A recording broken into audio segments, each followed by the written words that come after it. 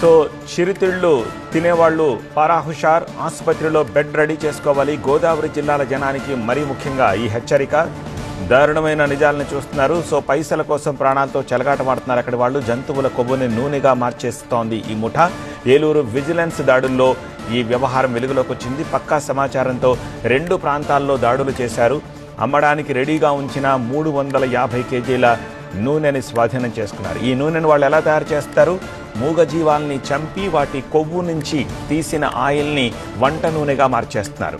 వాటిని ఈ 15 లీటర్ల స్టీల్ డబ్బాల్లో భద్రపరుస్తున్నారు. అది రోడ్ సైడు ఈ బజ్జీలు పునుకులు వేసే షాపులకు కానీ లేకపోతే బళ్ళకు గాను అమ్మేస్తున్నారు. సో వాటితోటి తయారు చేసిన ఆహారం తిన్నారంటే ఇక ఆరోగ్యం ఏమిటనేది అర్థం చేసుకోవచ్చు. సో ఈ రైడ్స్ చేసిన విజిలెన్స్ టీంలోని సిఐ ఏమంటున్నారో ఒకసారి చూద్దాం. ఇప్పుడు దొరికిన లీడ్ ప్రకారం మేము ఇంకా మా దాడులు ఇంకా ఇన్ఫర్మేషన్ కలెక్ట్ చేసి దాడులు కొనసాగిస్తున్నామండి. అలాగే ఎవరికైనా ఇన్ఫర్మేషన్ తెలుసుంటే కనుక మాకు నిరభ్యంతరంగా మాకు ఇన్ఫామ్ చేస్తే వాళ్ళ యొక్క వివరాలు సీక్రెట్గా ఉంచడం జరుగుతుంది.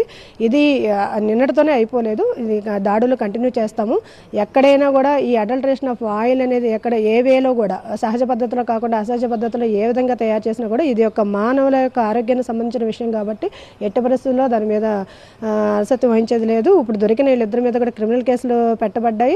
అలాగే ఫుడ్ డిపార్ట్మెంట్ వాళ్ళు ఇన్స్పెక్టర్ వాళ్ళు వచ్చారు, వాళ్ళు శాంపిల్స్ కలెక్ట్ చేశారు, వాళ్ళు ల్యాబ్ పంపించారు. వాళ్ళు కూడా వాళ్ళ యొక్క రిపోర్ట్ని నమోదు చేయడం జరిగింది. వాళ్ళు కూడా శాంపిల్స్ వచ్చిన తర్వాత దాని ప్రకారం క్రిమినల్ వాళ్ళ కోర్టులో కూడా వాళ్ళ సెక్షన్ ప్రకారం food safety and adulteration act ప్రకారం వాళ్ళ మీద వాళ్ళు డైరెక్ట్గా కేసు ఫైల్ చేయడం జరుగుతుంది రిపోర్ట్ వచ్చిన తర్వాత. అలాగే క్రిమినల్ కేసులు కూడా మేము వాళ్ళ మీద నమోదు చేయడానికి పోలీస్ స్టేషన్కి కూడా ప్రాపర్టీ హ్యాండ్ ఓవర్ చేసాము, వాళ్ళని కూడా హ్యాండ్ ఓవర్ చేసాము.